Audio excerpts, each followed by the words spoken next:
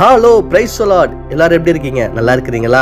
இன்றைக்கும் கூட வேதத்திலிருந்து ஒரு வார்த்தையை உங்க வாழ்க்கையில விதைக்கும்படி விரும்புகிறேன். 1 கொரிந்தியர் 1வது அதிகாரம் 18வது வசனம் இப்படியாய் வாசிக்கிறோம். சிலுவை பற்றிய உபதேசம் கெட்டு போகிறவர்களுக்கு பைத்தியமா இருக்கிறது, ரட்சிக்கப்படுகிற நமக்கோ அது தேவ பலனா இருக்கிறது என்று வாசிக்கிறோம். சிலுவை என்பது ஒரு நாட்களிலே அது ஒரு கேவலமான சின்னம், அனைவரால் வெறுக்கப்பட்ட சின்னம். ஒருத்தருக்கும் அந்த சின்னத்தை பார்த்தா பிடிக்காது. இன்றைக்கு உங்களுடைய வாழ்க்கையில அப்படி நீங்க இருக்கலாம். யாரை பார்த்தாலும் உங்களுக்கு பிடிக்காம இருக்கலாம், யாருமே உங்களுக்கு பிடிக்காம இருக்கலாம், அநேகர் உங்களை பார்த்து வெறுக்கிற சூழ்நிலை இருக்கலாம், அநேகர் உங்களை பார்த்து கேவலமாய் பேசுகிற சூழ்நிலை இருக்கலாம். ஆனா இன்றைக்கே தேவன் உங்களோடு பேசுகிறார். இந்த அலங்கோலமான சரீரத்துல, கேவலமான சரீரத்துல, அநேகரால் புறக்கணிக்கப்பட்ட சரீரத்துல இயேசுவை நீங்க ஏற்றுக்கொள்ளும் பொழுது இந்த சரீரத்துக்கு மகிமை வரும். இந்த சரீரம் அநேகரால் போற்றி புகழத்தக்கக்கூடிய சரீரமாய் மாற்றப்படும். அநேகருக்கு இந்த சரீரம் உபயோகப்படக்கூடிய சரீரமாய் மாற்றப்படும். God bless you, God is with you.